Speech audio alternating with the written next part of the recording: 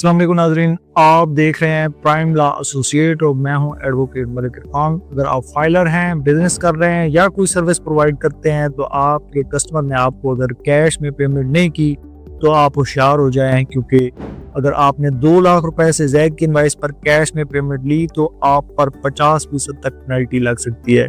जी हाँ, नया कानून जो है बजट 2025 में लाया गया है, जिसके तहत टैक्स का जो ऑर्डिनेंस है सेक्शन 1 की तब्दील किया गया है और अब ये मसला जो है फाइलर्स के लिए बनेगा। और 2025 में कहा जा रहा है कि नॉन फाइलर और लेट फाइलर का कंसेप्ट ख़त्म हो जाएगा। बट सवाल ये पैदा होता है कि हमेशा की तरह जो है टैक्स रिटर्न भी फाइल करते हैं, मंथली भी करते हैं, सालाना भी करते हैं, और हमेशा जो है इनके रडार में फाइलर ही क्यों रहता है। ये FBR को अपनी उस पॉलिसीज़ को देखना पड़ेगा। अब आते हैं इस कानून की डिटेल की तरफ। 1 जुलाई 2025 से ये कानून नाफिज हो रहा है। आपने लेट्स सपोज एग्जांपल देता हूँ कि मिस्टर बी को 3 लाख रुपए की कोई चीज़ बेची है, तो उसने पेमेंट आपका दी बैंक या चेक के ज़रिए से। आप एक फाइलर हैं और आपने टैक्स रिटर्न वगैरह भी फाइल की हुई है, तो अब आप जब टैक्स रिटर्न फाइल करेंगे तो FBR आपको ऑडिट के दौरान चेक कर सकता है कि 3 लाख की जो आपने सेल की है तो कैश में की है, इसलिए आपके एक्सपेंसेस डिसअलाउ कर दिए जाएंगे।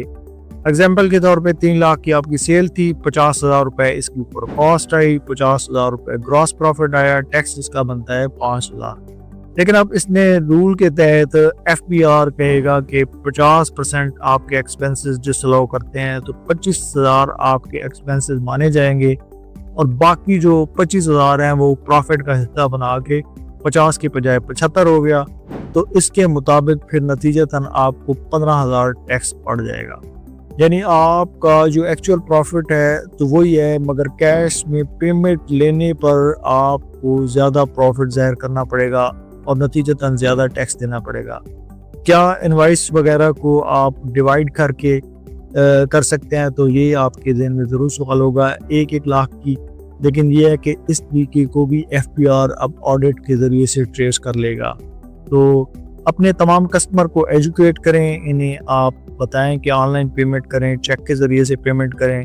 कैश में पेमेंट जो 2 लाख की हैं उनकी ट्रांजैक्शन जो है वो ऑनलाइन ही करें, कैश में लेना ख़त्म कर दें। अब FBR आपको अपना अनऑफिशियल एजेंट बना रहा है, यानी आप खुद कस्टमर पर दबाव डालेंगे, बैंकिंग चैनल से आप पेमेंट के लिए उनसे डिमांड करेंगे। अगर आपने ऐसा ना किया तो ना सिर्फ आपको जुर्माना होगा बल्कि ज़्यादा टैक्स भी अदा करना होगा। होप सो आपको वीडियो पसंद आई होगी। आप काइंडली इस चैनल को सब्सक्राइब कर लें ताकि इस तरह की वीडियो मिल